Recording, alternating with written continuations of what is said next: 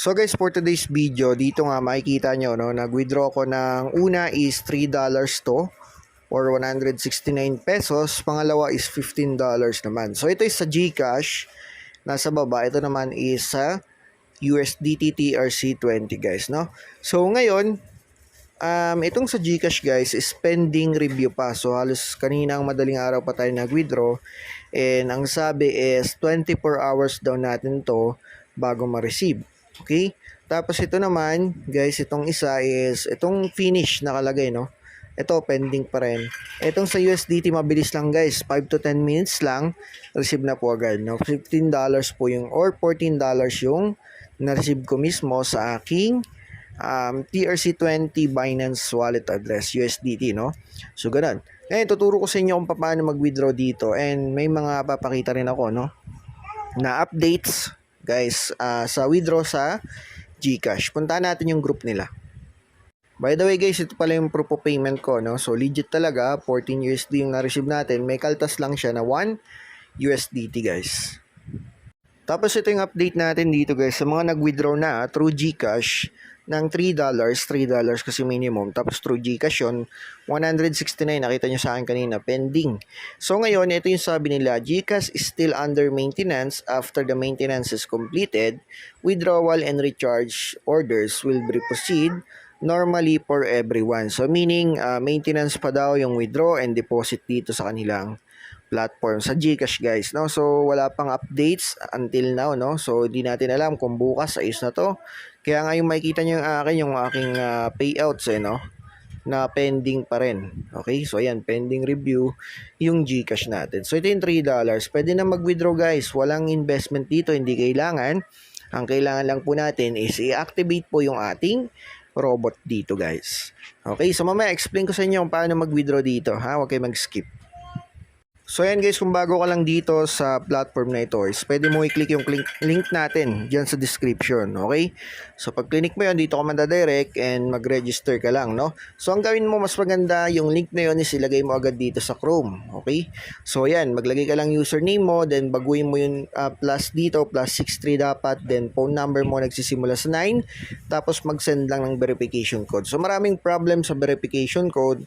Make sure lang, no, halimbawa nagka-problem, walang code na na-receive. Alis kayo dito sa link na to or sa site na to, tapos labas kayo, no? Paglabas nyo, punta ulit kayo dun sa link natin sa description. Click nyo ulit, tapos madadirect ulit kayo dito. Make sure na ilagay nyo sa Chrome para po ma-proceed. Okay? So magkaroon kayo ng code. So ganun lang. Ulit-ulitin nyo lang yun guys. Okay? So after nun, ayan, register na kayo. Click nyo lang tong login. And mag-login na kayo. So baguhin nyo lang to, 63 lang din ulit, Philippines, ayan, then confirm. So ngayon guys, dito makikita nyo yung ating balance, 14.45 USDT or dollars na yung ating balance. Pwede na ulit tayo mag-withdraw sa USDT. Mas maganda guys sa USDT, no? Sa GCash kasi maintenance pa rin, no? So ngayon, bago ang lahat, is activate mo muna yung iyong robot dito nga, no? So click mo tong start the first investment. Okay? Pag click mo noon, ito nga yung makikita mo, no? So makaka-earn ka dito ng 25 to 30 pesos per day up to 7 days period lang. So yan lang yung pre nila, no? Pre to, walang puhunan. So 7 days lang to, after 7 days expire na or wala na tayong ma-earn. Okay? So then next, click mo lang tong payments. Pag click mo nyan, mandadirect ka dito, click mo tong activation para po mag-run yung iyong robot. So yan, after activation, ito na yung makikita nyo, running na siya and may post na nakalagay, no? So wag nyo lang i-post, okay? Tapos balik na tayo. And ngayon, explain ko lang din pala dito sa mga robots, no? Baka nalilito kayo.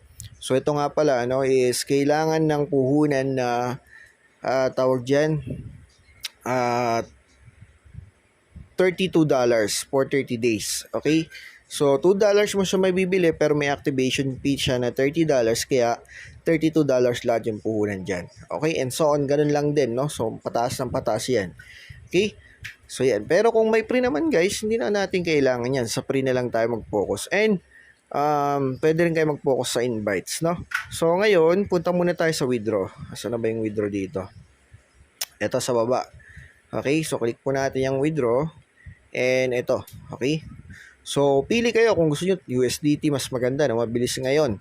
Sa GCash kasi medyo may problems pa. Okay? Tapos, tawag dyan, click nyo lang itong plus sign sa gilid sa may taas. Ito yung pag-withdraw, tuturo ko po sa inyo. Ayan, tapos halimbawa gusto mo GCash, click mo lang yan and maglagay ka lang ng bank name mo dito. Then, syempre GCash po yan, no? So, yan, GCash.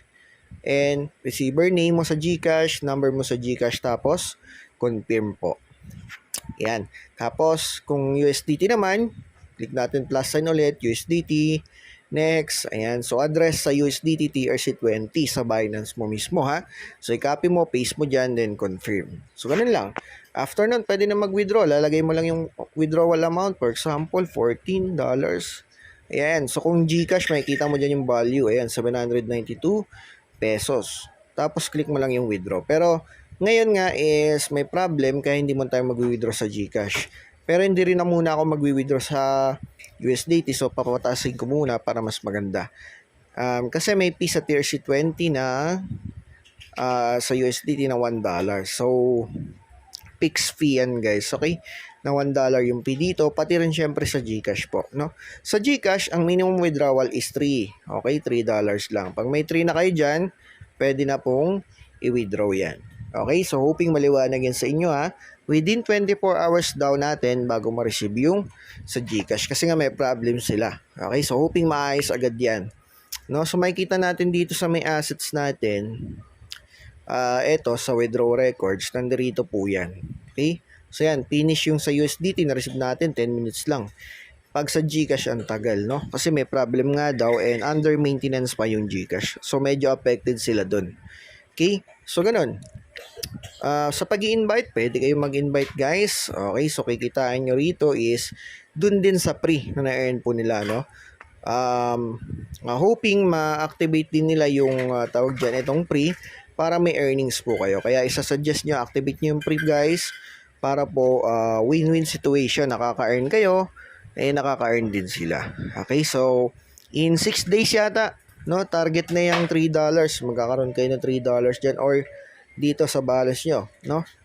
Tapos pwede nang i-withdraw yan through GCash po. Okay? So yan, hoping maliwanag sa inyo guys ha. And ano pa ba yung mga dapat nating pag-usapan dito? So yan, make sure na mag-join kayo dito sa group ha. Okay, tapos lalagay ko dyan yung link sa description. Tapos dito, ito yung link, no? So ayan, ganyan. Para makapag-invite kayo direct, so canceling ko lang yung code ko. Yung code nyo makikita nyo guys sa assets. So dito, punta natin. Ito yung assets natin. Ayan sa may taas, ito. So copy nyo lang to, ganyan. Tapos copy, then punta kayo doon sa Telegram or kung saan nyo pinipaste, no? Ayan, tapos idugtong nyo lang siya ng ganyan. Paste, ayan. So ganyan na. Tapos sa inyo na sa mga invites nyo guys.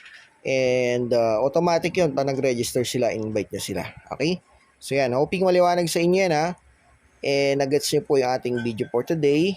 And huwag kayong mag-alala na sumali sa group nila para updated kayo sa withdraw natin for free guys. Okay, so hindi nyo kailangan mamuhunan dito.